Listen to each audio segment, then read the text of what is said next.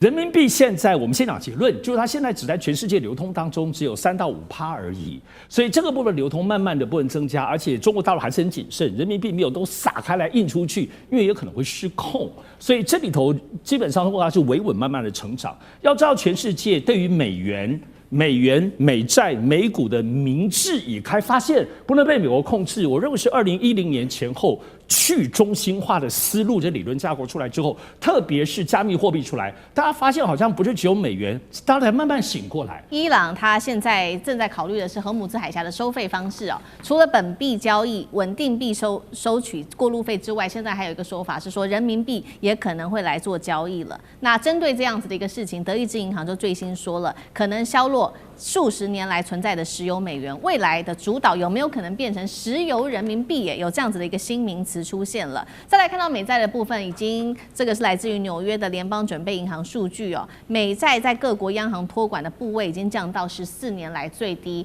反观中国的国债逆势走强，上次哥怎么看？石油人民币，我觉得这点蛮新鲜的，但我不认为啦。但是确实是主要人民币慢慢的兴起哈。但我觉得伊朗战争是重要的。我觉得人民币我不要说取代，当然至少跟美元要一起能够并存于这个世界。我认为还要历经10大转折，100个小转折。而伊朗，我觉得这次战争会是10大转折其中之一啦。要知道，美元现在变成全世界这个东西，其实是历经了非常非常长，有犹太人的脑子，是20次大战前后100年内，100年构成的过程，还包括美元跟能源绑定，把黄金取代，有几个大转折。人民币现在，我们先讲结论，就是它现在只在全世界流通当中只有3到5%而已，所以这个部分流通慢慢的不能增加，而且中国大陆还是很谨慎，人民币没有都撒开来印出去，因为有可能会失控，所以这里头基本上的话是维稳慢慢的成长。要知道，全世界对于美元、债、美股的明智已开，发现不能被美国控制。我认为是2010年前后去中心化的思路，这理论架构出来之后，特别是加密货币出来，大家发现好像不是只有美元，大家才慢慢醒过来。比如说，过去全世界的钱都到美股，中国大陆钱也都去，一直到2010年前后发现，中国大陆也不能只去美股上市，才慢慢拉回来。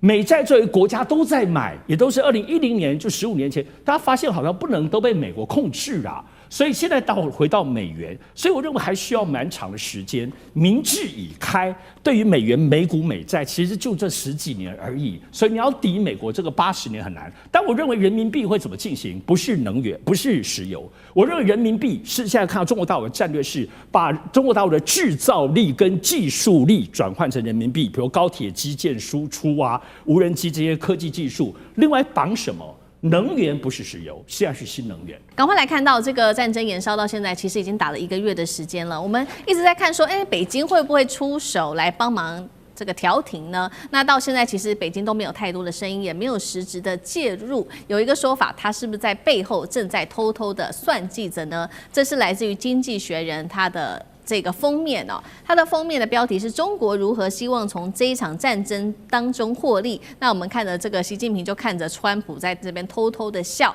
经济学人怎么形容这样子的一个画面呢？他说中国大陆现在做的就是袖手旁观。为什么要袖手旁观？这个是来自于拿破仑的格言说，当你的敌人正在犯错的时候，你不要去打扰他，让他继续的犯错下去。好，那么有另外一个说法，来自专家的说法，所以因为这场战争，他们认定了中国国家主席习近平近年不是一直强调吗？以安全为优先，经济其次，这样子的一个做法是符合现在的世界格局应该要做的一个事情。那么另外一方面，真正的重头戏，另外也要来看到的是来自于外交家杂志，他们也特别评估了中东国家开始发现美国并不靠谱这件事情，可能只能收钱不能保命，因此现在也转向中东国家，希望能跟中国大陆会有更多的合作了。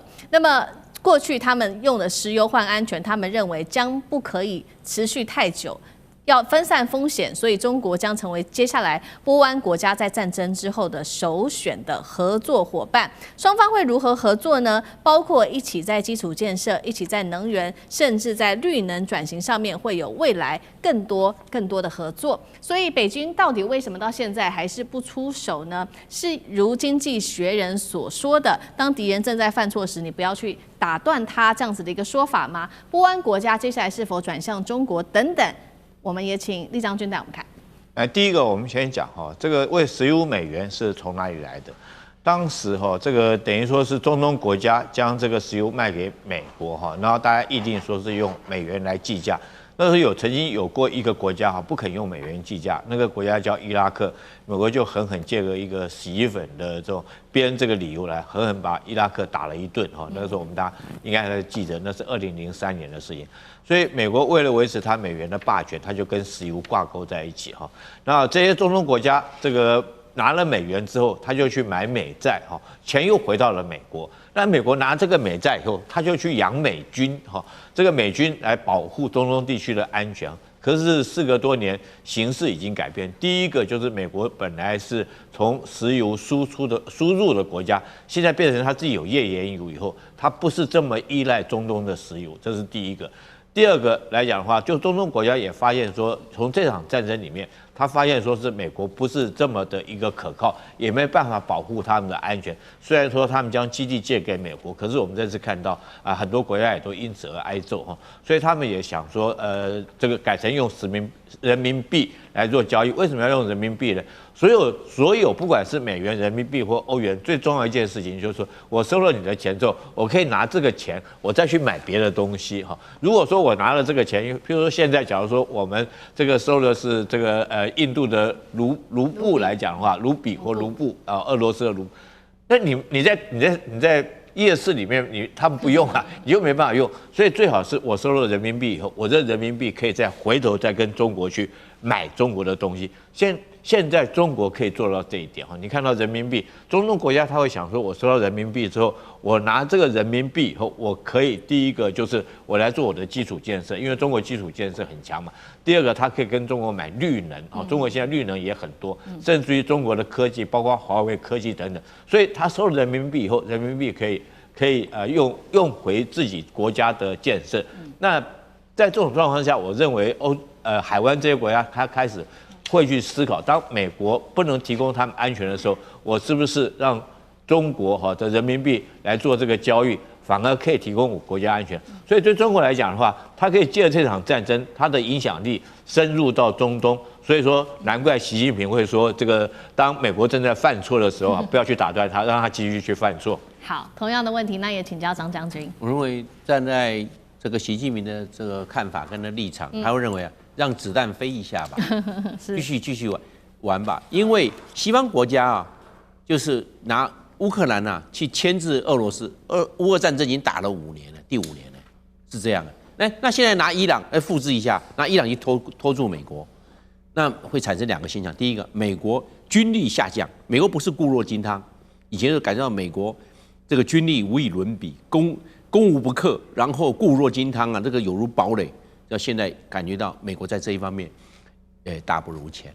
但这一次的整个的战果，还有他整个战略判断错误，4天打到1个多月，反正在这一方面，美军的神话在这个地方动摇。第二个，按照依赖理论呢，会有一种依赖转移的状况，因为大家感觉到靠美国在这一方面会有所动摇的时候大家会去找老大，另外一个老大，值得可以依靠的，他们可能找一找之后呢。因为他们一般来讲可能吃了2次亏。第一个是美国的贸易战，也就是关税，在2025年的时候，让他们都吃了一些亏。为什么？都是关税叠加，到15%或15%以上叠加，让他们这些国家都受到了在经济上或大或小的这一方面的这种负面。那现在呢，他们要找一个这个我们的依赖转移，依赖转移到哪？可能会到中国大陆，因为中国大陆是世界上第2大经济体。第二个。中国大陆40多年没有战争了，40多年没有战争呢，韬光养晦，在邓小平那是绝不当头。那现在有所作为，可能这时候他可以扮演角色。为什么？可能向中国大陆买一些军武装备，像沙烏地阿拉伯、阿联酋，包含伊朗，都向中国大陆买武器包括防空飞弹，包括无人机，也包括部分的导弹，还有一些那个兵工厂，这个在中东的地区，我们知道，包含中国的歼10C。他的81飞行表演队还到那个利雅得、沙烏地阿拉伯去做飞行表演的，我觉得在这方面军事上的互动可能会增加。那增加，我们就到了依赖替代就出现了。那这样，美国在中东地区的影响力会稍微会式微，因为美国压担保，压什么？因为他压到以色列。那这些其他的这些阿拉伯的国家，他们是回教穆斯林国家，那他们要找一个依赖替代，那可能往中国大陆倾斜的这可能性就比较高。那美国会被稀释，美国被稀释掉之后，那中国大陆在中东的影响力会随着"一带一路"跟依赖替代两个双轨齐下，那中国大陆在中东地区所扮演的外交角色，还有军事角色，还有经济角色，这3大角色会加重。那这是美国所担忧的。为什么？因为体量就是那么大，当压到中国大陆多的时候，美国就会比较少，而且美国可能因为战争连续的关系，它的国力毕竟会受影响，所以它才会叫其他中东国家赶快缴钱过来哈，大概将近有2兆美元，那不是天价。或者美国缺钱了，所以美国的国债叠加升高，今年要破40兆，我认为这是很自然的现象啊。是川普才喊胜利，就是立刻翻车了。今天会来看到的是伊朗的最新动作，100枚的导弹射穿了以色列之外，还有亚马逊的云端金鸡母也遇袭起火。纳坦雅胡这回是不是也被打怕了？今天会一起来做关心。今天3个火线话题，我们请来宾也会特别帮我们做解答。首先，我们等一下会来特别看到是在川普今天早上台湾时间发表全国的演讲，大喊是已经摧毁了伊朗的飞弹能力。那么没有想到呢，他的演讲才刚结束，伊朗是立刻是以最大规模的弹道飞弹齐射以色列，这是公开打脸美国川普所说的战果吗？第二件事情，今天也会关心，伊朗联手了包括真主党、胡塞组织攻击飞弹基地，还有它的航母亚马逊云端设施，战争现在是已经变成全面来对抗美国体系了吗？最后今天也会来关心美国跟以色列持续的打击民用的设施，反而是激起了现在可以看到伊朗的内部全民动员起来了。但是在此刻呢，纳坦雅胡突然间改口说，伊朗已经不再构成任何的威胁了，这是在为接下来要撤退。难道纳坦雅胡是在铺路吗？今天会就这些议题，我们会一起来做关心。好，等一下我们会来持续的关心川普在早上发表的这场演讲，他在这当中呢，其实有说到他已经摧毁了伊朗的飞弹能力，但是刚刚提到的嘛，就立刻遭到伊朗的打脸了。我们来看到伊朗具体做了什么事情呢？一共是发射了大约是10枚的弹道飞弹，是创下开战以来对以色列的最大规模齐射，瞄准的就是以色列的中部地区。好，在这一场行动正式的已经攻击之前，我们可以看到，其实呢，伊朗还祭出了真实承诺4的第89波行动。这一次的行动不是单独的，他还联手了包括了黎巴嫩真主党、也门胡塞武装组织，创下开战以来最密集，同时也是最大规模的一次报复性的打击。我们要赶快来看到哪一些地方受到了严重的冲击。好，首先看到的是火力的规模创下史上最大的饱和攻击，超过了100枚的重型导弹，还有无人机编队一起，再加上200枚的火箭弹同步齐射，范围主要涵盖的就是从以色列的北部到南部的全境地区。打击的目标现在看起来也是非常的多，有军事目标，有经济上的一个很重要的据点，包括了以色列的主要城市特拉维夫在内，美军基地里面还包含了巴林，还里面有80名的美军的地点也遭到了精准的打击。再来看到在科威特的一架美军直升机也被摧毁，阿联酋美军指挥中心这边也遭袭，而且最新传出一共是37人在这一场攻击当中死亡。航母呢，林肯号战斗群也是遭到无人机威胁，因此只好移开了。再来就是科技战的部分，位在巴林的亚马逊云端设施也遭到了攻击，所以可以看到一系列伊朗它的攻击力道还是非常非常强劲的。节目一开始特别请教将军了，川普不是才说吗？已经摧毁了伊朗的飞弹能力，为什么伊朗是立刻发动了大规模的反击？是打脸川普吗？另外看到了不只是伊朗的行动，还结合了真主党跟也门胡塞组织等等一同开火，对于美国跟以色列的伤亡，可以说看起来已经规模越来越大了。伊朗为何现在看起来越战越强？李将军怎么看？其实伊朗不是打脸川普，根本就是看破川普的手脚。我们看这次这个正式承诺第89波的打击是非常剧烈，超过100枚的重型导弹，还有攻击型的无人机发动攻击。那这些攻击准备绝对不是在川普讲完话之后才开始做攻击准备，而是在前一天已经做好各种的攻击准备。这个导弹的弹道啊，或者说相关的数据都已经输入进去，这个目标也都瞄准好了，只等你川普讲完话以后，我就发起攻击。那我觉得这代表什么？第一个，这个伊朗早就看破这个川普的手脚，甚至于他都知道你川普要讲什么话。如果说伊朗对川普今天早上的演讲会有所期待的话，他不会在昨天甚至之前就已经准备好这么庞大的攻击，这么大量的攻击，事实上你要事前这个攻击准备的时间要这个一定要很长的时间。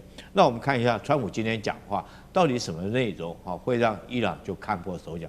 我想说，不只是这个伊朗看破手脚，连我们都觉得对他这场演讲这个没有任何了无新意，没有任何期待。他不外就是讲这些话，第一句他就是他打了胜仗了嘛，他的川普赢学，他打了胜仗，摧毁了伊朗所有的这种，包括到军事设施，包括他的导弹，摧毁他，让他永远没有办法发展核武另外来讲，他还讲说是这个也让伊朗来讲新的政权可以更替。那第二个，他就是威胁其他的国家，威胁第一个国家叫做北约他的盟国，你们这个如果说不帮我们没关系，以后来讲我就要退出北约。那如果说你们需要用这个油的话，你们自己去荷姆兹海峡去抢去夺。那如果你们不敢去的话，就来跟我美国买。那第二个，他威胁的就是伊朗嘛，他扬言要如果你伊朗这个不接受他的这种和平协议的条件的话他要在2到3周之后将伊朗打成一个石器时代。但是我们看到，所以伊朗就依据这些话他就立刻发起所谓的攻击。那我认为这个川普会讲这些话，可能早在伊朗的研判之中。所以我说，这个伊朗早就看穿川普会发言的内容，早就做好这个这次攻击的准备。是。那我称之为这次攻击，在我们军事上这叫什么？你知道吗？这叫扩张战果是一场扩张战果的攻击行动。之前他已经将美国打得差不多，而川普讲这些话很明显的，他就是准备要脱身了，从这个伊朗战争里面脱身。但是这个伊朗这时候你脱身，就代表说你美国这场仗如果继续要打，你可能美国已经打不下去。但是伊朗利用你打不下去，你有这个不能说是败战吧，最起码你后继无力的状况之下，我觉得我扩张战果。这时候很明显，我们看到伊朗这时候会发动这么大一次打击，很明显的就是扩张战果。那川普后续来讲，我认为这次很明显，川普就很难从这个战争的这个泥淖里面能够脱身。会拖住他不让他脱身的，我觉得最起码有3个地区或国家会不让他脱身。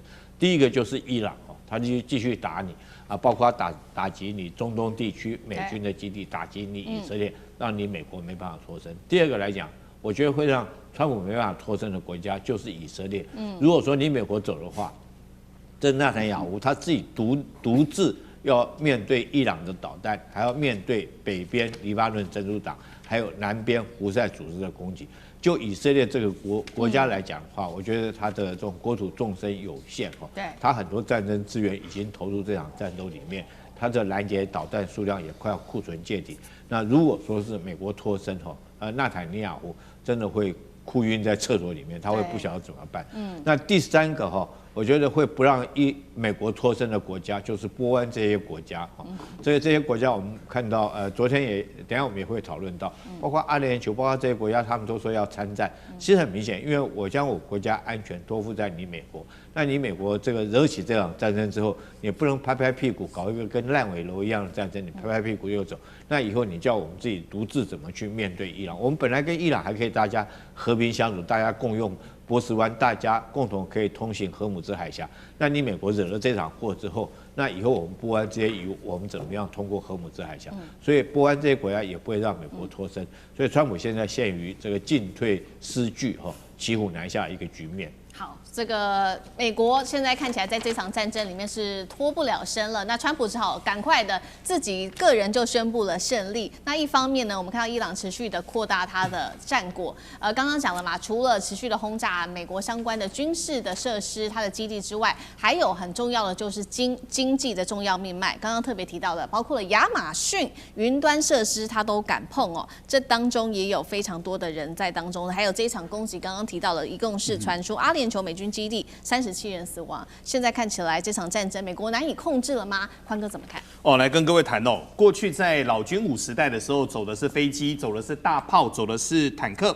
所以过去的话，包括洛克希德马丁啊、雷神啊、波音啊、莱茵金属等等的，这个叫做老的军工股。但没有想到现在的军工股呢，成为了 AI 了。发生什么事呢？我们来看这次的一个战争哦。这次的一个战争，如果我们去把美国目前所用的一个战术点线面全部都打开的话，空中的部分的话，它是在用低轨卫星，用的是星链的特殊的军规的光波传输系统。然后往下走的话，就有预警机，然后一层一层的往下走。那这是在推演的过程当中呢，想不到。过去在做军事的一个推演的话，是几千名的军事顾问，他们就逐步的沙盘推演，用了几个月的一个时间，然后去把军事计划拟定出来。但这次呢就很刚好，可我们发现为什么时间点是在2月27号当天呢？原来根据 Palantir 的一个演算那 Palantir 是怎么演算呢？以色列他们就害进了德黑兰他们的公路系统之后，他们整整汇集了10年的资料。他们汇集了10年的资料的过程当中，就把各个车队，包括了哈米尼，包括所有的军事的人员等等的，所有的全部都算出来之后，然后摩萨德他收到了一则讯息，这则讯息就是在斋戒月的中间，请各位记得2月的时候刚好是在回教的斋戒月，白天是不准吃饭的，但是公务还是可以做，所以所有的人他们就到哈米尼的家，哈米尼家当中有哈米尼，有他的太太，有他的女儿，有他的女婿，还有他的孙子。然后所有的军事人员全部都进去之后，想不到美国跟以色列这时候出击了。出击完之后，各位你就想，哈米尼当场就死亡，全家也都死亡，40名的军事将领死亡。所以后面为什么伊朗会反击？反击的过程当中，他们就现在简单的说，第一件事情先做一个小总结。现在新的军武时代 ，AI 已经是军武了。为什么呢？原来 AI 可以判读很多事，但中东这件事情来到这地方特别的麻烦。为什么特别麻烦呢？我们台湾在 AI 当中是台湾 AI 冠天下，可是我们的冠天下是硬体冠天下。AI 它的应用当中就是用这些硬体去衍生出很多的一个软体，做出所谓的 AI token 之后，它会有很多的应用。那这次应用当中呢，刚好在阿布达比，它有3座芒种的资料运算中心。目前在以色列辉达有一组研发中心 ，Intel 它还有2座晶圆厂。所以呢，我们就可以发现为什么后来杜拜跟阿布达比被攻击完之后，哇，这个出现的问题非常严重了。为什么出现问题非常严重呢？现在有几个问题，我先谈2个。第一个，未来的资料中心旁边要不要放爱国者飞弹？这是第一件事情。第二个，这是因为现场被攻击完之后，台湾的工程师已经回来了，所以大家有在网络上聊聊的过程当中，因为台湾去修复的工程师他有说他们就说这个以色列的无人机还真的挺厉害的。为什么呢？一般的资料中心它是非常坚固的，为什么很坚固呢？里面的机台动辄一台是400万美金，一次的一个阵列，各位是几百台，所以里面很珍贵。可是很珍贵，因为里面有很大的电、很大的热，所以它必须有一部分的管子要延伸出来，干嘛呢？散热。所以这些散热系统呢，他们无人机就是飞过来。各位，他们当场看到用很慢的速度，然后下来，砰的一下就把这些所谓的散热系统全部打坏了。然后全部打坏了之后呢，第一件事情跟台湾求救，所以我们台湾有4间大厂，瞬间派出了几10名的工程师就出去了。所以这件事情，各位是真是假呢？目前来看是真的。所以就现在来看的话呢，台湾包括了电源的，我们不指名公司散热的公司赶快去救。那救了之后，他们目前说赶快叫料等等的，大概修复的时间需要到1个月到3个月的时间。可是我们可以确定一件事情是标准型的打蛇打7寸。那为什么呢？无人机如果去攻击它那个水泥系统的话，打不破。它是穿不破的所以就现在来看的话呢，我们做这一段的小总结什么叫做这一段的小总结呢？本来美国跟以色列他们在军事的实力，在科技的一个实力，我们说真的是远远超过于伊朗。可是伊朗各位难啃啊，为什么难啃呢？伊朗的一个国家非常非常大，伊朗的人口9300万，伊朗它到底有多少的军武，我们不知道，很多事情是藏在地道当中。但就现在来说的话，决定权控在停战的决定权控在伊朗的一个手上。就最简单的，现在美国说陆军要进去，各位，单单水面上那3000多颗的水雷，谁来处理？所以一时半刻，很多人都想说战争要结束，战争要结束，没有想到星期四的一个早上，川普的一个演讲，真的是给全世界狠狠的又扇了一巴掌哦。所以全世界的金融市场还是乱，所以再跟各位谈哦，目前可能停战的决定在伊朗的手中。好，停战的决定在伊朗的手中，但是目前最不想停战的国家是谁？是以色列。所以呢，我们现在来持续看到，那美国跟以色列又持续的在发动攻击。刚刚讲的都是前面伊朗不断的发动攻击，但是美国跟以色列最新攻击的目标已经打到了伊朗它的民用设施里面去了。当然了。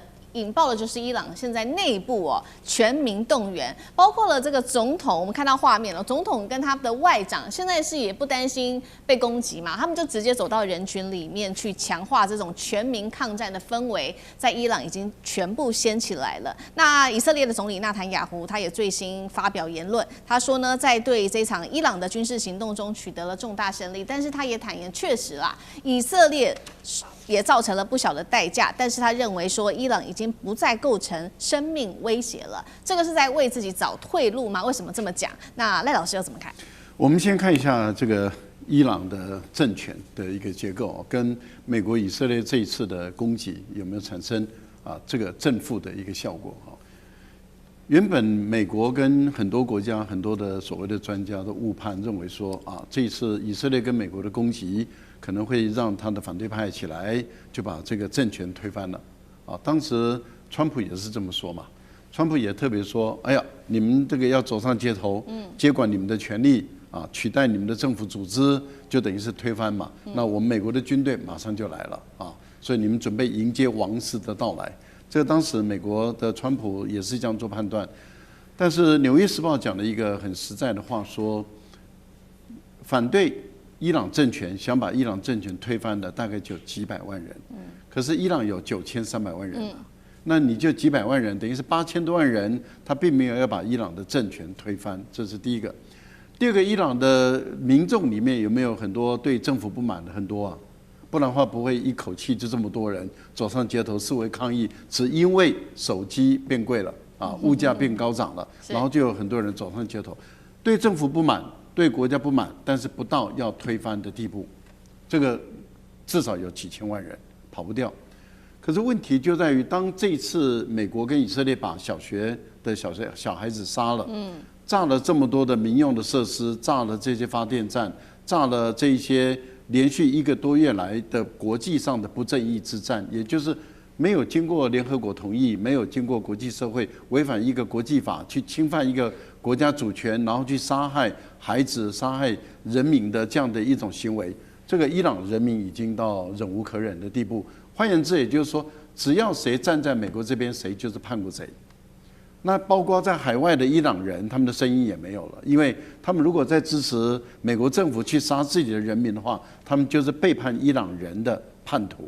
在国内要求要把政府推翻的，就是跟美国、以色列勾结的叛徒、叛教者。那你想，是不是美国跟以色列的这1个月的军事行动，刚好帮伊朗的革命卫队巩固他们的政权，也帮小哈梅内伊巩固他们的政权？所以现在还有人幻想说，哎呀，他们要推翻他们的政权，这些人就是完全不了解伊朗，不切实际。这是第一个部分。第二个部分，对内塔尼亚胡来说，他这场仗已经打不下去了，他也没办法再拉住美国的手了。为什么？因为他内部的经济状况出了很大的问题，他的 GDP 已经退了大概8.75左右，这第一个。第二个，他的财政破口越来越大了，他又追加这个军事预算100多亿美元，但是问题就在于他的财政收支不平衡的情况已经越来越严重，所以经济状况越来越差，财政收支越来越严重，打的到现在没有任何效果。反对的声音越来越大，再加上国际间被孤立，还有就是美国也想撤的情形下，你如果说再拉住川普说你就是给我硬干到底的话，那坦白说你触到白人的那一条底线，那在美国的犹太人他基本上没有生存空间。美国的犹太人能够吃香喝辣的是因为白人的那个底线不能碰触，可是当白人要翻脸的时候呢，你犹太人还是要乖。你的底线就在那里，你可以吃香喝辣，但我要翻脸的时候，你如果再碰我的底线，那就翻脸了。翻脸在美国的犹太人会很惨，所以美国的犹太人自己也清楚知道，他是只有 money， 只有权，只有钱。可是，一旦他没有军队，他没有武力，一旦白人翻脸的时候，那就是把你抓起来了。那法律可以制定，可以把你抓。所以我个人是认为，以目前来看，内塔尼亚胡也知道他拉不住，也不该拉，也不应该拉，所以他现在要配合川普，就是说您决定，您是老大，您说了算。所以您会发现，那个内塔尼亚胡现在的讲话越来越软调。越来越改掉，而且他也知道他在国际间孤立，所以他就说：美国你老大，你川普你决定，你不打了我就不打，你要打我就继续打，反正您说了算。所以您会发现内塔尼亚胡在为他自己准备一个下台阶。不要忘了，他把他的太太小孩都送到美国去，他也在准备自己以后要跑路吧。好，我们来继续关心川普说的这个史诗级的狂怒，这个是虚张声势吗？我们也要来看到的是美伊的战火在升级之下，现在呢，海湾国家首个国家他宣布他也要参战了，可能会来参战的就是阿联酋。那阿联酋他一旦参战了，其他的海湾国家会不会也看到他们觉得这个美国已经不可靠了，决定一起跟着阿联酋来参战呢？今天我们就这些议题会一起来做关心。好，赶快来看到的是今天最新的消息，就在美东时间4月1号，台湾时间的早上9点整，川普发表了这一场长达19分钟的全国演说。好，当然了，大家可以想象到的是，他一定又在这个演说上面不断的吹说自己做了多少事情，那有多大的一个胜利等等。他把这个他所做的这个攻击包装成一场干净利落的闪电战，并且呢，他说接下来2到3周的时间，美军会对伊朗来展开极度猛烈的打击，要把伊朗打回到过去的石器时代。川普赶快也来看到，他列出了哪一些他说都是自己所做出来的战果。首先他说，伊朗现在的海军已经灰飞烟灭了，空军也是废墟，国家领导层遭到歼灭，伊斯兰革命卫队指挥系统被瓦解，还有飞弹与无人机的能力已经大幅的削弱了。真的是这样吗？等一下我们会请来宾也来帮我们看一下他所说的战果到底达成了多少。立刻呢，我们看到路透社是直接打脸了美方哦。他说，美国其实并没有单方面的碾压，反而呢，看到的是伊斯兰革命卫队仍然持续在波湾跟以色列发动各种的攻击，以色列也针对德黑兰的政权据点持续的打击。他说，双方现在仍然在持续的交火，这是来自于路透社最新的一个回应。那么《华尔街日报》也立刻揭露了，说川普在自家社群上面说呢，伊朗的新任领导已经提出停火，但是事实上这件事情也是假的。再来针对美国总统川普最在意的石油问题，他这一场演说上也有做了一些回应。我们来看到他怎么说。他说，美国未来不会再从荷姆兹海峡进口一滴的油了，还呛他的盟友们说，好，你们要油可以啊，但是你们自己去夺，自己去抢，自己去保护你们的油，不然呢，你就是跟美国来买油。然后呢，再来就是看到了，其实现在这个媒体也特别点出了美国现在最大的问题，但是川普他根本就没有要解决，就是荷姆兹海峡被封锁，油价狂飙，民众苦不堪言，川普都没有解决，还有包括了这个经济上面，在战后的一个经济的后果，通通都避而不谈。好，更严重的问题我们要来看到了，现在呢，这一些传统的共和党的人对于川普开战，最新民调支持率暴跌了48%，这么严重的一个后果。那所以我们特别来看到说这一场演讲，赖老师怎么看？那对于传统的共和党人，对于川普的支持度暴跌48%，对于接下来的选情，赖老师又怎么看？这影响很大，对于川普的选情，还有最主要是共和党的选情的期中选举嘛，11月份马上要开始了。他本来就没有民主党的票，独立选民也很明显的不再支持他了所以在这一次我们看到No King 的活动里面有3200场，超过900万人。第一次的活动在去年6月发生，500万人参加而已。第二次的活动在10月发生，700万人。这一次就已经超过900万人了。然后第一次的活动就在大城市，这一次的活动是已经到社区了第一次的活动他们在兰州，这次的活动不但到红州，而且到摇摆州，像宾夕法尼亚这个地方都已经动了啊。过去川普在宾州里面拿到的一个小社区，他的这个选票是拿到6%，可是这次走上街头的人数不在少，这都反映出一个什么样的讯号？就是说，民主党的、独立选民的，甚至连很多的共和党人都跳起来反对。所以共和党的大咖他们自己都跳出来说，情况危险了。因为如果按照这个情况再走下去的话，他们在这一次的期中选举稳输无疑，稳败。不但是参议员败、众议员败，甚至连州长，有些部分的州要改选，都可能会败。那如果国会里面参众两院都败的话，这个对川普来说是绝对不但颇压，而且还会面临被弹劾的问题。那你想对川普来讲怎么办？川普就必须要给自己找一个下台阶，赶快下车了。可问题是他现在下不了车啊。那下不了车，因为最早他的任务，他认为伊朗很容易屈服，所以我只要让你屈服，你就愿意跟我谈和。那怎么样让你屈服？最好的方法就是斩首行动。那斩首行动成功了，可是伊朗没有被屈服啊，因为他们的接班人马上就上去了。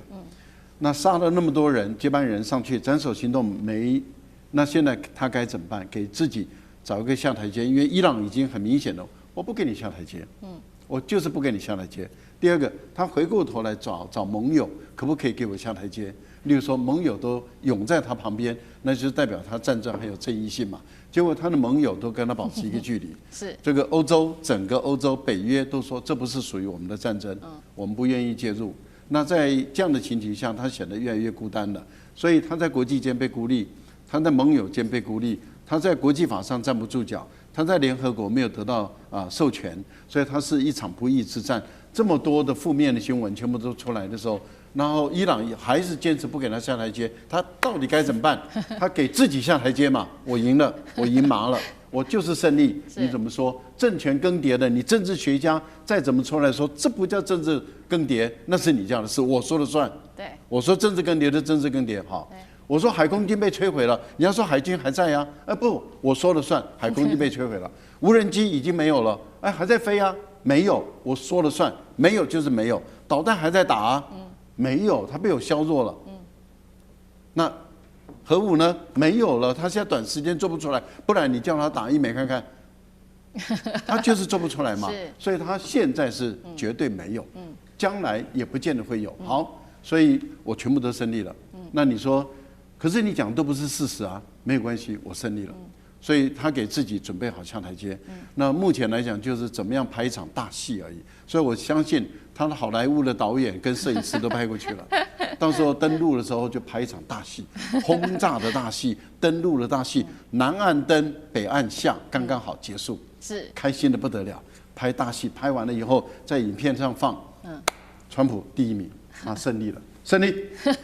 好，川普他自导自演的自己拍的这场大戏，但是呢，现在看起来是不是如老师刚刚帮我们看到了嘛？这盟友不赏脸，尤其现在是在荷姆兹海峡的问题哦。川普还说呢，要这些盟友自己，你们要油的话，要么跟我们美国买，要不然自己去抢油好了。接下来怎么解决？宽哥怎么看？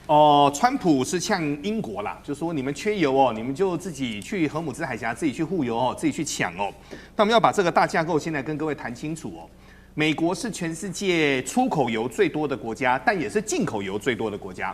那可能很多观众会说，奇怪了，他干嘛干这种事呢？这要谈论到政策的问题哦。在科技还没有那么发展的一个时代，1950年代的时候呢，那时候的想法是油有一天会用完，所以美国我们就不凯自己的油，我们有钱嘛，我们就跟全世界买。那时候跟谁买最多呢？跟委内瑞拉买最多，所以美国他们在波斯湾所有的炼油厂，那个都是重流质的炼油厂。简单的说，那个油厂没有办法炼中东的油，所以他说他不买中东油，是因为油不一样，油有分为轻质油跟重流质油，这个是完全不同的。那我们因为那时候对伊朗经济制裁的时候，有4个国家是话外的，就是说你不能够把它完全打死，所以中国、台湾、韩国、日本是可以跟伊朗买油的，伊朗的油很棒，是轻质油，所以我们台湾的中油，我们台湾的那个台塑的油是很好的油。那为什么呢？很好炼。那为什么要讲这个呢？因为讲到这个之后，就要谈论到全世界的一个局势了。没有想到有一天，美国它出现了页岩油，它又发现了很多的一个油井。结果连以色列都发现油井。以色列目前外海发现的那些油井，据说目前已经开了3座，未来还会开5座到7座，所以以色列未来130年的油，各位自给自足绝对够，加上他们有很强大的一个能源系统。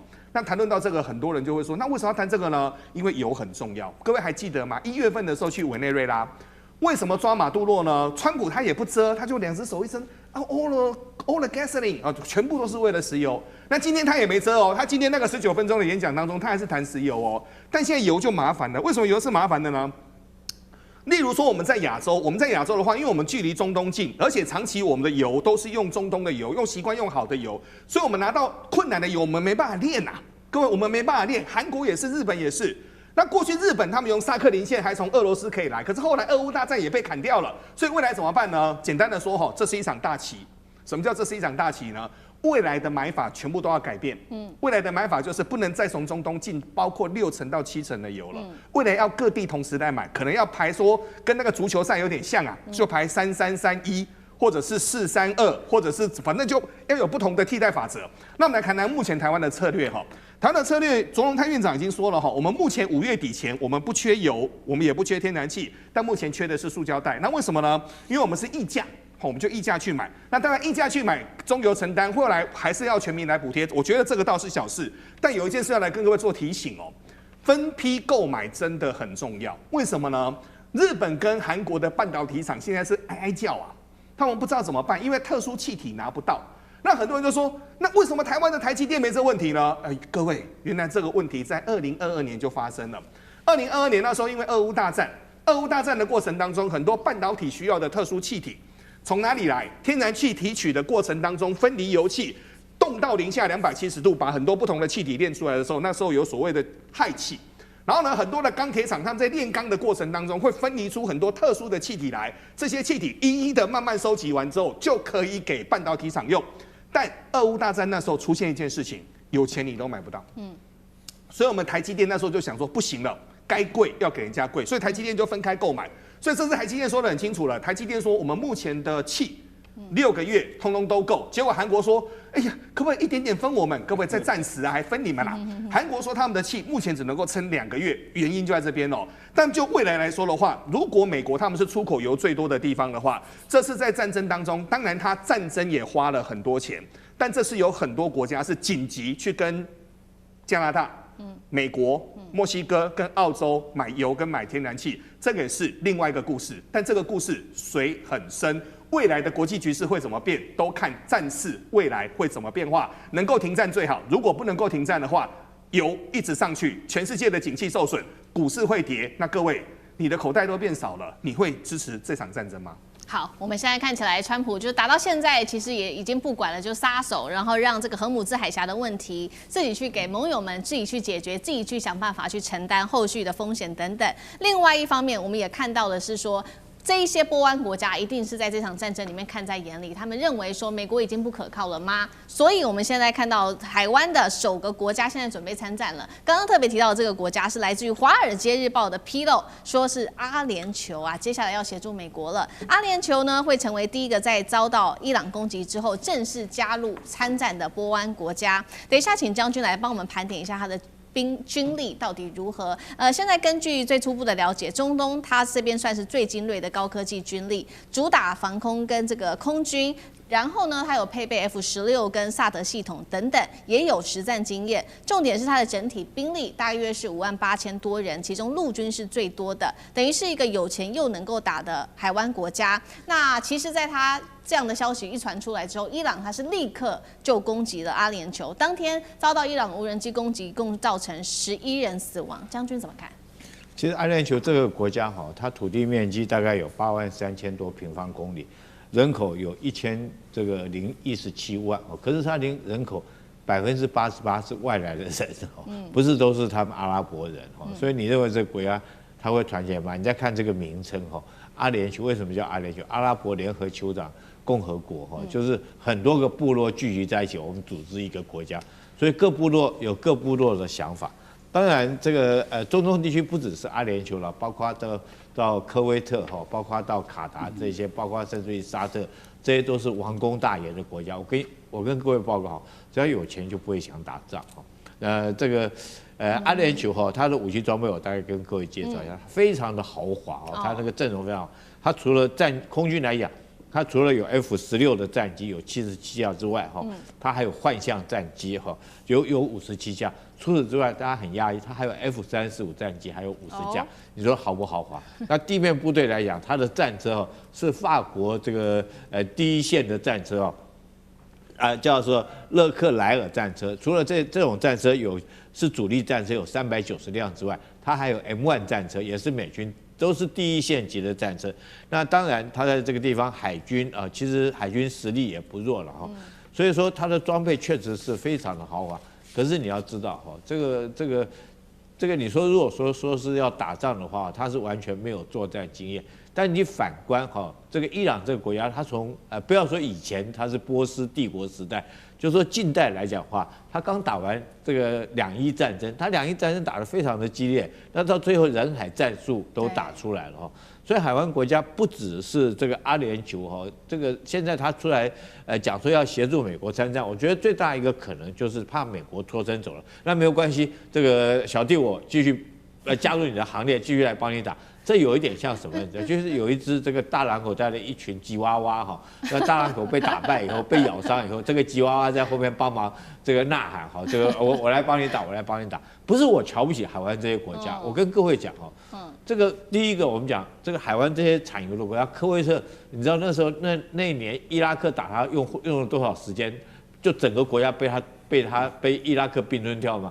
大概6个小时啊，从早上出发到中午，连走路都比走路都还快。中午12点他就彻底投降了。我们讲沙烏地阿拉伯好了，沙烏地阿拉伯它的装备也非常的精良，但是它的油田经常被这个胡塞无人机攻击，最后靠谁来保护？它也是靠甚至包括我们台湾那时候都组织大漠远征队去帮他保护他的油田，他还跟中国买他的这种无人机打无人机的装备哦，叫激进狩猎者来保护他油田。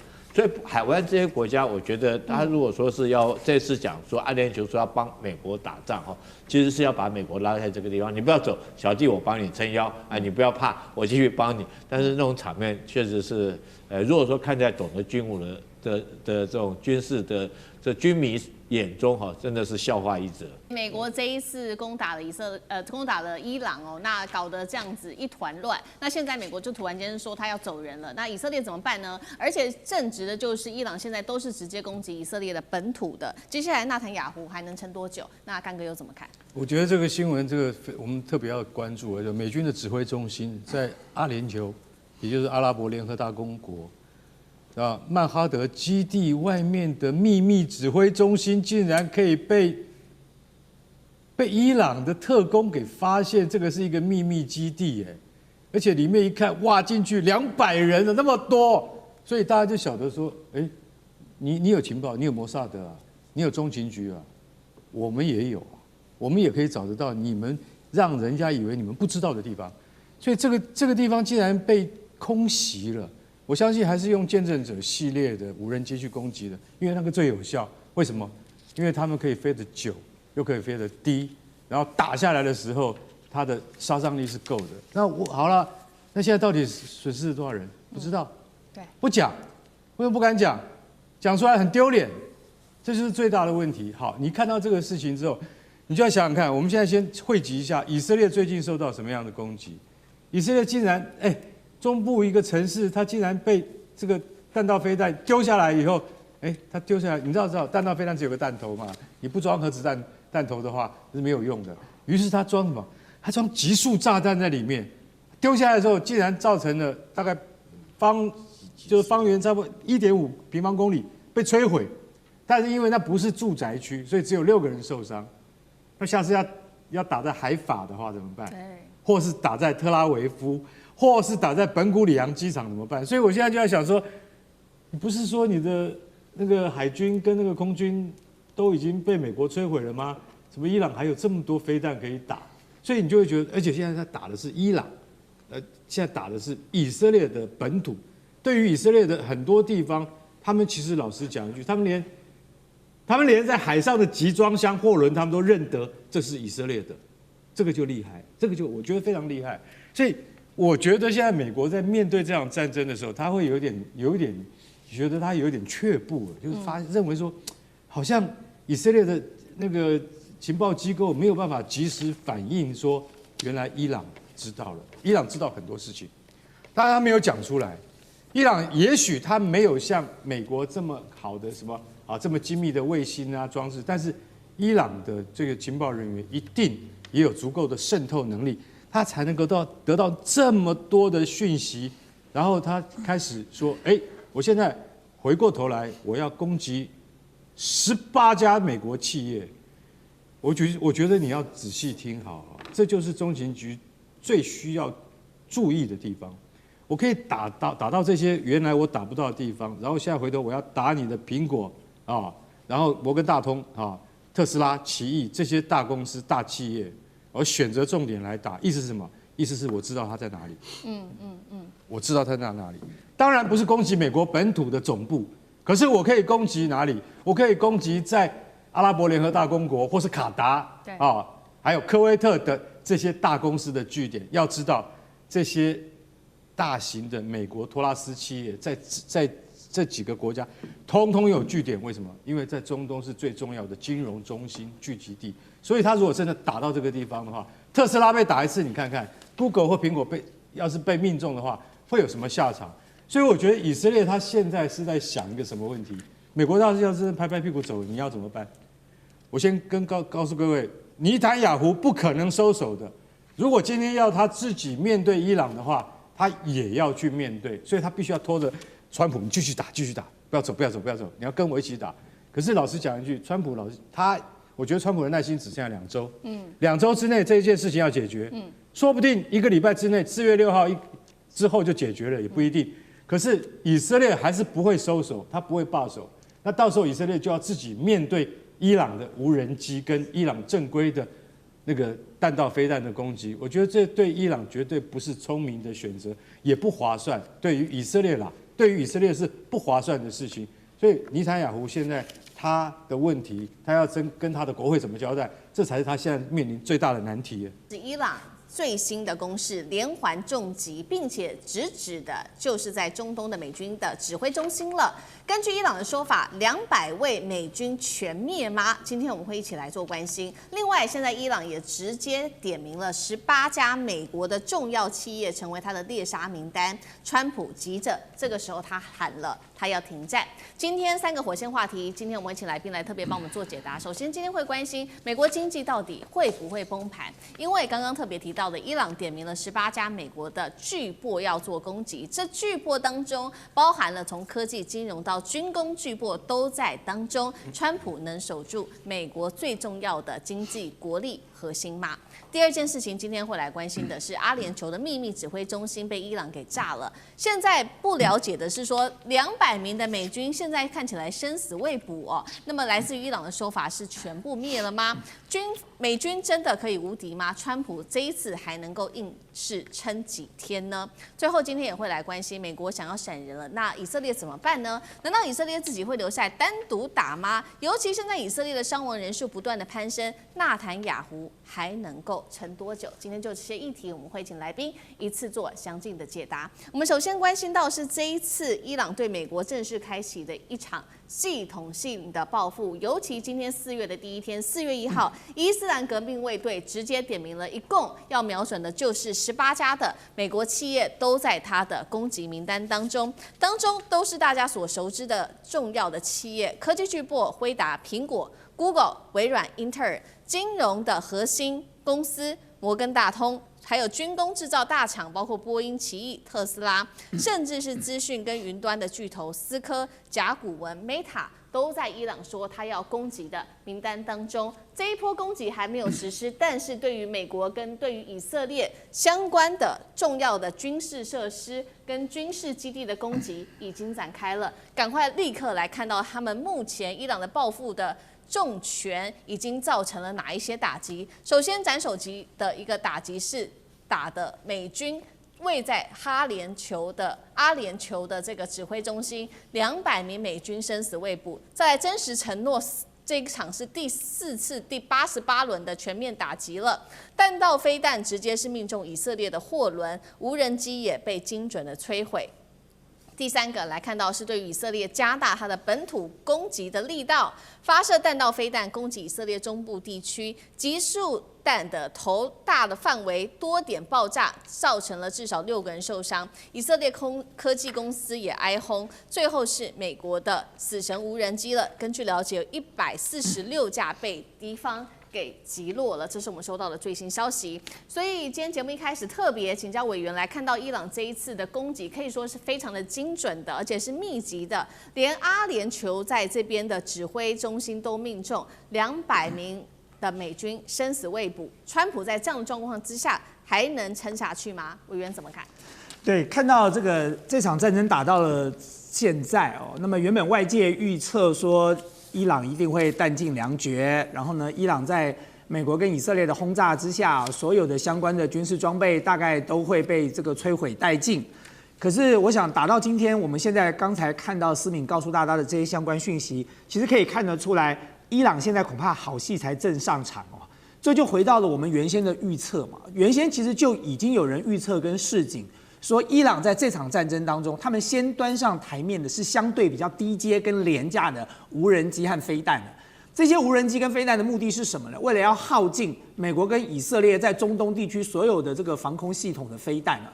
当你耗尽到这些东西了之后哦，再摧毁掉这些雷达，美国跟以色列在整个中东地区哦，他们的预警时间会相对缩短，拦截的能力也会大幅的降低。在这个时刻，伊朗才会端出它真正的法宝来啊。现在看起来这个法宝就要上场了，所以对伊朗来说，这场战争再继续打下去，我们恐怕就可以看到更多伊朗高端先进的武器哦，如入无人之境的去打击以色列或者是美国其他的军事基地了。因为美国在中东地区的这个雷达系统已经被摧毁的差不多了哦，所以现在以色列真正要反应伊朗的飞弹来袭的时间已经大幅缩短了，绝对不像以前这样游刃有余。那么回过头来看这个川普哦，其实如果大家注意到川普最近的一次谈话哦，川普的确是一个非常非常妙的人。我认为川普最近一次决定要抽手哦，如果大家看到他大概今天的谈话吧，他说他决定要抽手了哦，然后呢把这个赫姆兹海峡留给其他的国家自己想办法去打通了哦，他已经打赢了，他就要走了。大家就好奇说他为什么要做这样的一个动作呢？那么急急忙忙的要离开战场。我觉得当然最主要的一个原因是因为美军的伤亡在扩大当中哦。那么目前为止还在盖牌，可是这牌盖不了多久的这一掀牌的时候，美国现在国内反战声浪已经很高了。所以对川普造成的第一个压力，应该是福斯电视台的一份民调啊。就福斯电视台在这场战争的前几周，它的民调都跟其他的这个媒体不一样哦。它所呈现的民调都是在5-5波之间。可是其他的这个媒体所做出来的民调，其实反战声浪已经很高，都超过50%了。那但是现在连福斯自己都顶不住了。福斯最近公布的一波民调，这个反战的声浪已经超过60%了。就连福斯都顶不住的时候，川普怎么顶得住呢？川普背后最支持他的媒体就是福斯了哦。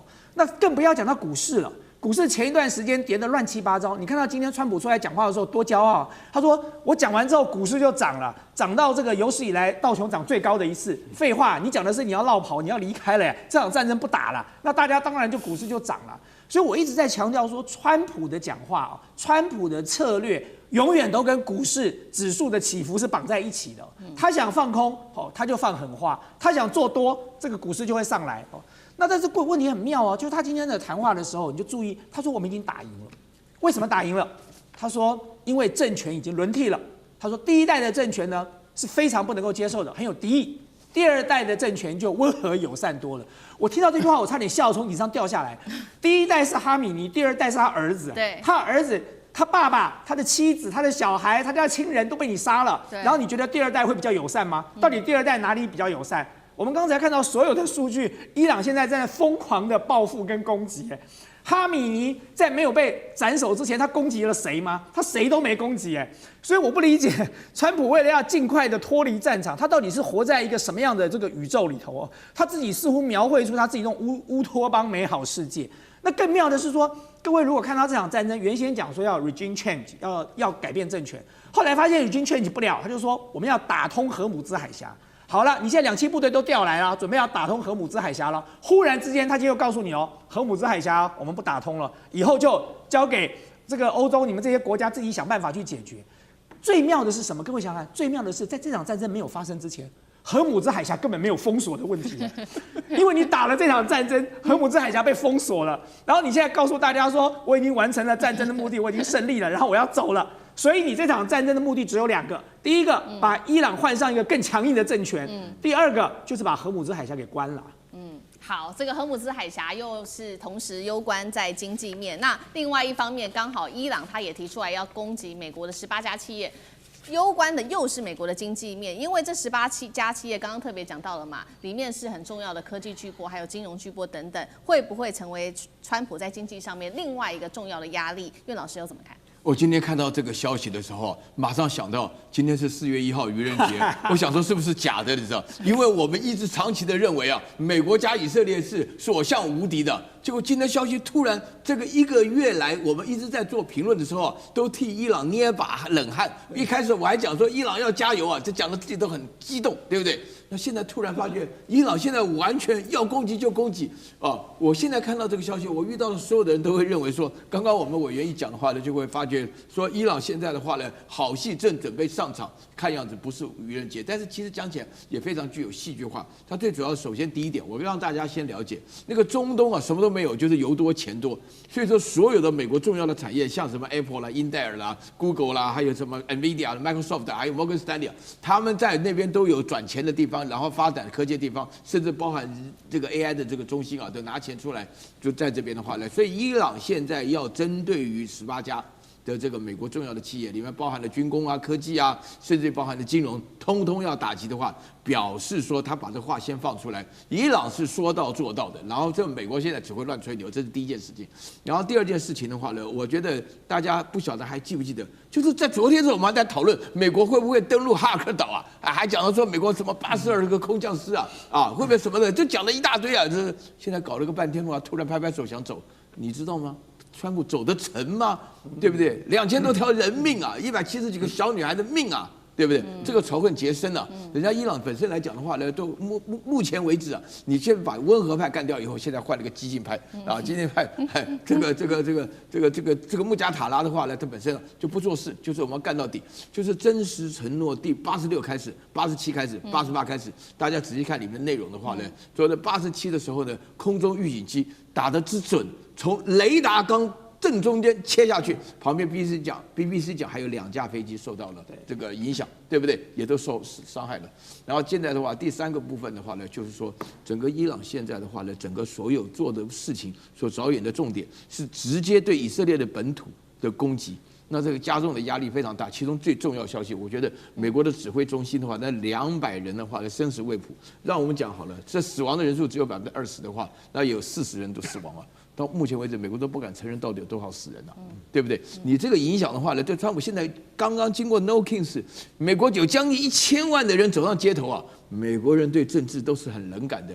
1000万人走上街头，真的是美国问题严重了。现在的话呢，接下来我们真的是有好戏看的。川普这一回认输止损，要撤离中东，大家在看这背后的原因是什么？其实我们都没有讨论到的重要原因，也是原本美国没有料到的重要原因。伊朗它拥有这个军事宗教的一个复合体，这样子的一个体系，其实牢牢的掌控了整个国家的经济跟政治。这怎么一回事？等一下我们做一个比较深入的解读。也就是因此呢，革命卫队他不舍得背叛自己的神权哦。那么另外，如果美军真的要去拿下伊朗的话，现在来自专家的预估要160万美军才有胜算。今天就这些议题，我们会一起来做讨论。好，川普以为呢这场战争他可以4天之内结束，结果打到现在，我们看到呢伊朗的政权至今屹立不摇，而且现在看起来民族的团结心是比过去还要更强了。美国来自于《华尔街日报》最新的分析，他说伊朗今天之所以打不倒，就是因为它有一个特殊的军事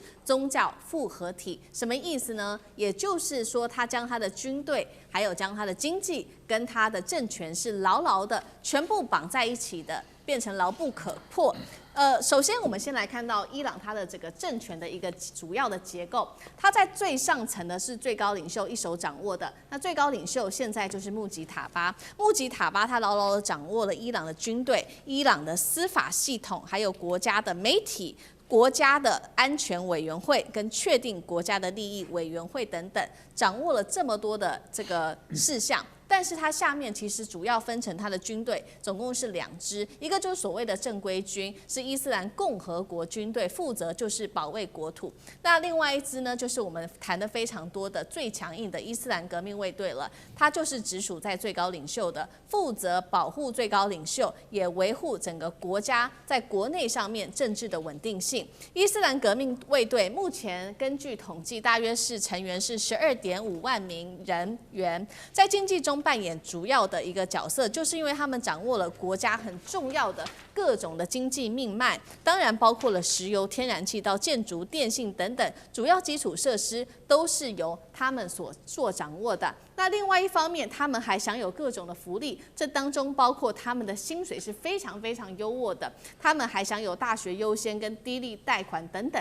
因此现在被解读，也就是为什么他们不舍得背叛主要的神权。那会不会美国完全一开始都没有料到有这样子的一个事情，是川普今天认输的原因吗？什么原因让革命卫队舍不得背叛政权？那岳老师又怎么看？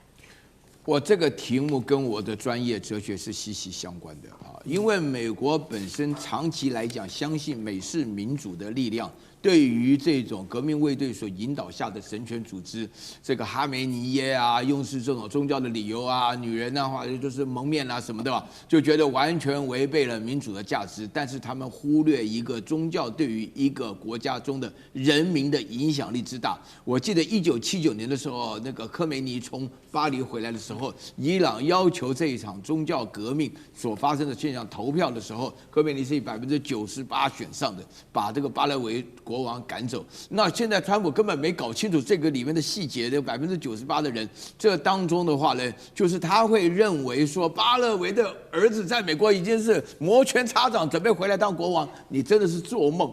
政权更迭根本都没有用。这里面最重要的原因的话呢，就是首先第一个哈，请大家要了解。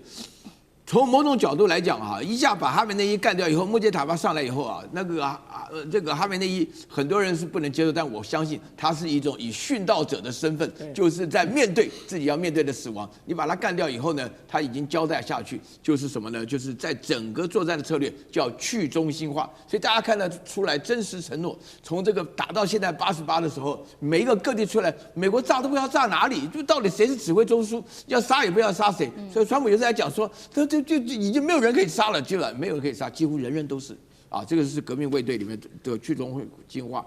然后第二点的话呢，就是说整个伊朗人当中的话呢，原来我不能够排除，因为伊朗人原来是民间是非常非常支持美国的，有非常多的人。但是呢，他们一开始觉得说，当这个川普攻打伊朗之后，他们本来高兴到一半的时候，突然在外面庆祝说，哇，不晓得怎么样，炸弹都来了，而且以色列的攻击他们的石油设施，我不知道你记不记得有一天就是下的黑雨啊。这个下黑雨，你知道伊朗到目前为止，从2月28号到现在死3000多人，400多万人流离失所。然后这个不得了啊！这个所有人，就伊朗现在已经找不到温和派了。然后另外最重要的话呢，就是名气可用啊，就是伊朗现在只有一个立场，你这个美国这个做法，逼着伊朗现在只有做这样的拼到底，否则就是亡国，什么政权更迭。啊，美国，然后呢，这个原来我在这边跟大家强调一下，原来川普脑袋很简单，就是说已经搞了委内瑞拉的石油了，那现在再把伊朗石油搞到手里的话，那这样的中国就没油了。他的想法就是这么简单。当然，你现在听起来哦，今天讲话可以比较不用负责任的，但是川普就这么笨啊！我在愚人节说他真的就这么笨，他本来就是讲，因为他到了3天前还在讲说，我其实真的要打伊朗是为了他的油，他自己说的，不是我说的。但是怎么可能呢？伊朗现在整个都跟你拼了，老子都不活了，跟你拼到底了。所以现在出现这种情况下，美国发觉哇不得了。那这个，因为我刚刚前面讲过，美国也走不开啊，以色列不会让他走开啊。那所以你在这种情况下的话呢，美国真的是要，我相信这场战争是妥。刚刚讲到油价的话呢，是一定会破200，是一定破200。好，那同样的问题，破200就完了，我们就还得了这个民生物价、通膨等等，同样的问题也请教干哥。好，那个其实老实讲一句，我说那伊朗为什么它是一个也就是说，可能就美国自己他们做调查说啊，他们人民只有20%支持他。但问题是不是这样子啊？为什么？因为伊朗它绝对不是说你所看到用宗教在掌控这么简单而已，它其实是一个复合体啊。而且大家要就是注意到，就是说伊朗其实你就算是你今天他的领导人被狙杀了，可是他并没有发生革命，为什么？因为其实老实讲一句，40多年来，他们的精英大部分能够念大学的这些精英，老实讲一句，他们都可能会属于什么？属于巴斯捷的民兵集团，也就是说，他是有经济诱因拉住他们的，并不是说我们是为了伟大的这个什叶派的理想，它其实跟每一个人的生活息息相关的。所以，如果说你今天加入了他们的巴斯捷民兵，这个民兵组织有多达70万人，那我们所知道的革命卫队只有12万5千人。不管革命卫队或者是巴斯捷民兵，你如果人在里面成为正式成员的话，你可以得到什么？你可以得到固定的职位跟比一般企业高2倍的薪水。那我想请问一下，如果你是精英的话，你为什么不选择待在里面？所以你根本舍不得，你也不能让这个政权倒，因为倒的不是只有你一个人，还有你的家人，这就是最重要的。他们讲了一个小故事就是美国的研究员智库，他们说，然后他认识一个伊朗青年年纪不大，你知道吗？他是巴斯捷民兵中的一员，但是他不晓得，等到他从叙利亚回来，他才知道他是巴斯捷民兵。为什么？因为他在这个加入民兵组织之后，他可以贷款，他一贷款，他就买了2栋房子，在德黑兰北部。然后呢，他就突然人不见了，后来回来才知道说，我跑去叙利亚了，干嘛？帮叙利亚组装飞弹，帮也门组装飞弹。然后现在是战事结束，我回来了，然后我就回来开始收租。你知道，就开始收他买了2栋房子的租，然后收租去还贷款这样子。然后呢，过了几天，抗议示威游行分子不是上街吗？对，那个头巾革命上来抗议吗？结果他的这个邻居朋友就拿一根棍子上街去揍那些反政府的人。他说：“我真的看到一个真正的就是一个，你也可以说他是一个精英，但是他完全是什么？他的生活、他的未来以及他的经济，他完全都跟这个国家、这个组织绑在一起。所以说，他不可能会去推翻自己的政府。也就是说，他的生活、他的这些经济来源都是靠着政府。那所以说，加入巴斯捷民兵之后，他可以选择他的小孩可以优先上大学，他也可以得到贷款，一般人民是得不到的。所以你就晓得，从这样的这个他的叙述看下去的话，伊朗怎么会那么容易的这个政权会被你推翻呢？所以，然后最近他们还得到那个什么油气田的合约，500亿美金油气田的合约，这个500亿这个油田的工作合约是由革命卫队来指派的。那我今天就很简单了，因为这个油气田的工作的话，是人人想要去的，就是说只要你上过大学，你都想要去。所以像这样子的知识分子，他们都想要去的话，那你必须就要加入这个组织。这个就是为什么伊朗它能够长期存在它的政权，而不容易被轻易推翻的原因。好，所以川普恐怕在一开始进攻之前，难道是没有做好评估吗？没有料到现在神权其实是跟一个国家，包括个人的利益跟自己的经济是有非常高度相关的。这也是为什么他们的人民不容易倒戈的重要原因。那另外一个川普还没有料到的另外一个原因，还是不是跟伊朗他打不倒，是不是跟他的土地、跟他的非常多的人口数有关系呢？现在专家也做了另外一个解读。我们先来看到刚刚提到的人口，伊朗的人口9000万人，那是中东第2，全球第17，所以它有非常多的可以有非常多的一个军队跟生产力。土地面积是164万平方公里，我们就拿现在同样在打仗的乌克兰做相比，那伊朗是它的将近3倍。再来，伊朗它的地形非常的复杂，有高山，有沙漠，可以说是易守难攻。所以美国，如果你真的今天专家的说法想要进攻打进去伊朗的话，你得派出160万大军上阵，这恐怕会付出美国史上最大的代价。那川普有可能真的，如果他要做的话，打败伊朗吗？那委员又怎么看？川普不可能打败伊朗的。他如果可以，或者是有这么一点点的希望打败伊朗，他现在就不用演这出戏，这个夹着尾巴绕跑的戏码了哦。那么川普，我觉得他最大的问题就是因为他自大过头了。我觉得他一个人活在他的宇宙里头啊，他觉得他是天下无敌的，所以呢，他觉得他要贯彻他的任何的目标都可以轻易做到。那最后没有想到，在伊朗的这个地方，他真的贴到铁板哦。就像刚才这个苑老师提到的嘛，我觉得美国最大的一个错误哦，他犯了一个最大的错误，就是当时去配合以色列斩首。就是各位仔细想一下，就在以色列跟美国斩首哈米尼之前，伊朗内部有没有反政府的力量？有，所以才会有这些相关的抗议、游行、暴动。那些也许是这个 CIA 或者是摩萨德长期的线民或者是细胞策动的，但是不可否认，一定有不满这个当今政府的一些这个年轻的势力哦、年轻人哦，或者是其他的力量存在。但是问题是，当你把它斩首完之后，那不一样了哦。刚才老师讲的没有错，他就是个殉道者啊，他是烈士而且你不是斩一个人的，你一口气斩了40几个人，所以斩到最后，好奇的问题就来了，你斩完他之后呢，川普跟以色列就呼吁说，大家起来反政府吧。那问题是他们要抗议谁嘞？就他们原本可能要抗议的人都死了，都因为伊朗所以被以色列跟美国猎杀了耶。所以原本讨厌可能对哈米尼有不满的人，现在恐怕都反过来了，因为把他视为烈士了嘛。所以我觉得美国跟以色列最蠢的一件事情，就是当时去搞了个什么斩首。所以斩首斩完之后，川普自己不是说吗？斩完之后他都找不到谁来谈判了，因为你一口气斩了40几个，没什么人可以谈判了。唯一想要谈判的另外一个人又被斩了哦。所以其实我觉得当时川普从头到尾就是一招错，这个步步错了。然后呢，你又没有评估到说伊朗他自己的这个土地的面积哦，土地面积这么大，土地地形这么复杂，你以为它是伊拉克吗？一马平川，10天就让你扫平了？没有啊，它的地形实在太复杂了。美国的部队要进去，绝对不是像打伊拉克这么简单的事情然后你再来，他有没有想到说伊朗的地下飞弹城这么厉害？其实地下飞弹城，我想全球现在最有名的是中国大陆，他们叫做地底长城啊。当时美国国务院曾经出了一个这个中国大陆的国力分析报告的时候，那个里头就提到说，中国大陆最具有威胁力的就是地下长城了。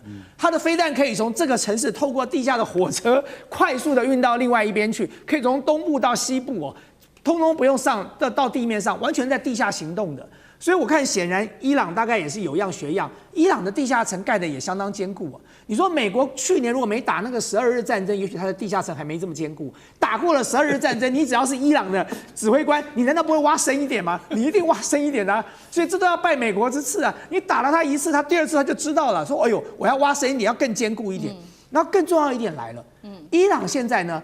他自己的那个人民的，我们叫做 resilience 啊，就是翻成中文应该叫做韧性啊，就是打仗比的是什么？比的是决心，比的是韧性啊。伊朗的人民现在就是要拼个你死我活，美国人民拼得起吗？